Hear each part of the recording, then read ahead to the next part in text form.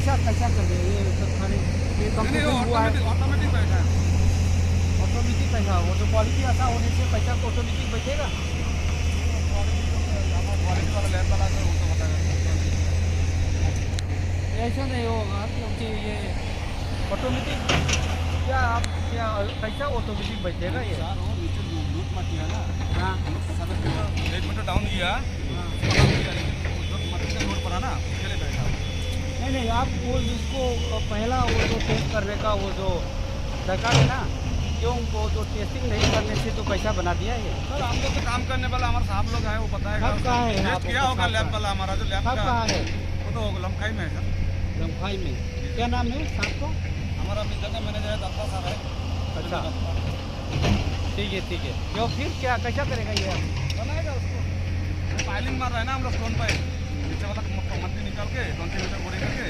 फिर पत्थर डाल रहे हैं हम लोग उसके बाद बनाएगा। ये पूरा लेग भी नहीं है नहीं उसको बनाएगा ठीक है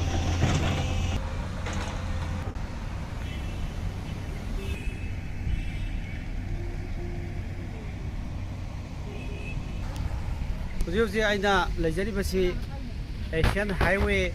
हौजी सेमगलिबा मफम लंबी सिगी वाइथौ की जगह अमदनी हाइवे एशियन हाईवे सी इम्फाल टू म्यांमार भग अखोगी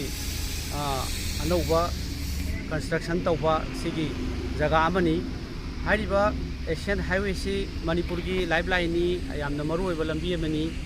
हौजी सेबिबा लंबी सी सेम लोसलपगा असंग रिटर्निंग वाल कापीसे सेम हेक लोबगा लोइना कोलाप्स तौखरे अदो मसी अइना मोगी मिस्त्री जिंग हंगदसु मसी ऑटोमेटिकली दुम कोलाप्स तौजरकपनी हाय अदुनदी लैरिबा क्वेश्चन दी अखोगी यामना लाइफ लाइन ओइबा एशियन हाईवे अदगी नेशनल हाईवे सिगी इम्फाल टू म्यांमार से मसी सेम सारिबसे मसी क्वालिटी कंप्रोमाइज तौरबरा हाइबा क्वेश्चन अमा लाए मरम असिना स्टेट गवर्नमेंट असु मसी यंगजनबीदे अदगी लैरिबा अखोगी ऑथोरिटी सिंगनसु मसी यंगजनबगी ममी तादे अद लैरिबा असिगी क्वालिटी से नुंगी क्वालिटी लैगोई क्वालिटी अमदी इवन साब लोरबसी वक्त निंखाइरबसिनदी निंखाइदबा जगह सिदी करी ओरकनी हयें खरा लेरगा हाइबदुगी क्वेश्चन अमसु लाई मरम अदुना अखोई लैरिबा लंबी अदगी रिटेनिंग वॉल अदगी हाई अखोगी राइज अप तौरकान सागलीबा अदगी अनौब थोंगलीबा मयाम थोंग असिना चिंगबा मयाम सिंगसी अखोई मसी मिपाइबा अमा लाए मरम अदुना मसीदी अखोई हौजिक सेमिबसी लोइखरगा अमुक हेक्टर बरबा पैसा अखोई अमुक तानबा याबा नत्रगा अमुक सेमकदबो लेतबनिना सेमिंगाइ सिदा स्टेट गवर्नमेंट तुमिना लेसलहनिंगदे अदगी मसीगी क्वालिटी टेस्ट तहनिंगी अदगी मसीगी लेंगोइगी अदगी नुंगी क्वालिटी सिसु सेनबा कुंबंग हाक्तनी हुजिक थोलिबा सेमिबा मयाम सिंगसे अखोगी यामना शॉप ओइबा नुंग हाइबा ताई मयामते यंगबियु हुजिक नुंग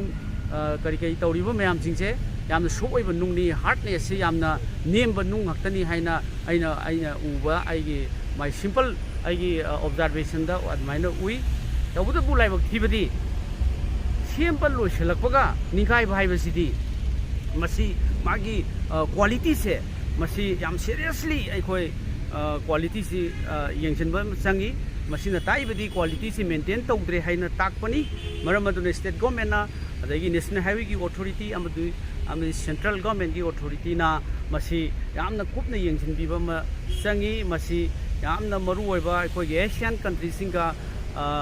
फाउनरगा अचौबा अखोई कमर्शियल हब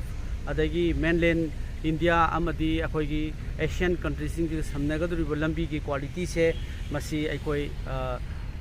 मतम चारिङैदा यंगलोबगी तंगाई फदबदो आई स्टेट गवर्नमेंट अपील तौजरी अमसुंग नेशनल हाईवे अथॉरिटी की कांगबुसिंगदा मसीगी इंजीनियरिंग की मागी इंजीनियरिंग सोरिब्रा नत्रगा क्वालिटी द सोरिब्रा नत्रगा मसीगी करीद सोरिबनो हाइबसे इन द राइट टाइम अखोई मतम चाना मसीगी गवर्नमेंट की अथॉरिटी न यंगसिनबीबा तंगाई फदब लई मरमदी अखोई आइना सुम आइगे खंगजेबदा असिगी लैरिबा स्टेट गवर्नमेंट की मसी खुदमता असिगी नेशनल हाईवे सा सेमगोलकपसिदा याहोन्ते हाइबसे मसी असुमाइना हाई अदुना मरम ओरकांदा अखोई स्टेट गवर्नमेंट की अथॉरिटी अमदी मसी यंगजननबगी करीमता right लेतरबरा aduna masi athuba matamda akhoi state government ki concern department PWD na masi yengchen biri hairaga collapse tawriba mase masi kramaina masi repairing tawdoribra natraga loina thugairaga amu semdoribra natraga handa semgiba mayam singsi singnaba doubt ama laiba sisu masi amuk thugairaga semgidra haiba question lae maramduna athuba matamda state government ki amasung national highway authority ki amadi central highway ki central ministry ki अखोई authority सिंगदा आइना अकन मियंग थमजरी मसी याम कुमना यंगचलकांदा quality control तरोगा साननबा आइना appeal तवजरी thank you.